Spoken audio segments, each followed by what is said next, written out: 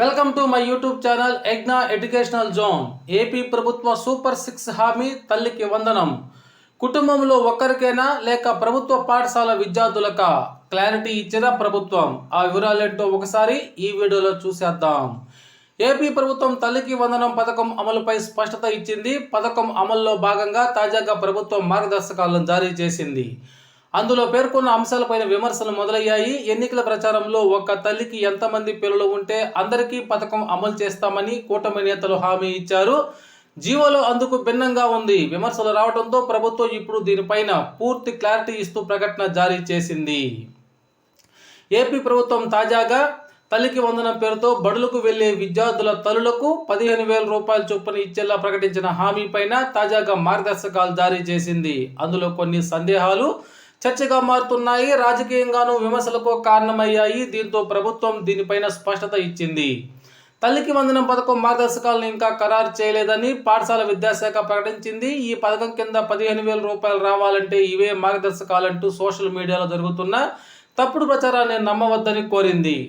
తల్లికి వందనం పథకం విధి విధానాలను ప్రభుత్వం రూపొందించిన తర్వాత విడుదల చేస్తామని, అప్పటి వరకు ఇలాంటి అవాస్తవాలు నమ్మవద్దని సూచించింది. వైసీపీ అధికారంలో ఉన్న సమయంలో అమ్మఒడి పేరుతో బడులకు వెళ్లే పిల్లల తల్లుల ఖాతాల్లో నగదు జమ చేసింది. అయితే టీడీపీ హామీ ఇచ్చిన సూపర్ 6లో తాము ఎంతమంది పిల్లలున్నా అందరికీ ఇస్తామని చెప్పుకొచ్చింది. చంద్రబాబు, పవన్ సైతం ఇదే అంశాన్ని ప్రధానంగా ప్రచారం చేశారు.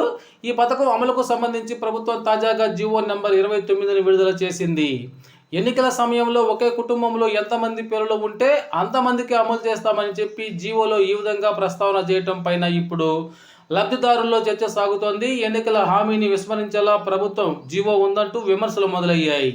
దీంతో విద్యాశాఖ తాజాగా స్పష్టత ఇస్తూ మార్గదర్శకాలను ఖరారు కాలేదని చెప్పుకొచ్చింది. దీని ద్వారా ప్రభుత్వం ఎన్నికల సమయంలో ఇచ్చిన హామీ మేరకే అమలు చేస్తారా, లేక ఏ విధంగా ఈ పథకం అమలుకు ముందుకు వెళ్తారు అనేటువంటి విధి విధానాల ఖరారు ద్వారా స్పష్టత రానుంది. కాగా ఏపీ ఉపాధ్యాయులు మాత్రము, అదేవిధంగా ఉపాధ్యాయ వర్గాలు మాత్రము ప్రభుత్వ పాఠశాలకు వెళ్ళే విద్యార్థులకే ఈ తల్లికి వందనం అమలు చేసినట్లయితే ఎంతమంది పిల్లలు ఉన్నా ఇచ్చినా సరే మనకి బడ్జెట్కి ఎటువంటి ఇబ్బంది ఉండదని చెప్పేసి సలహాలు అయితే ప్రభుత్వానికి చేస్తున్నారు.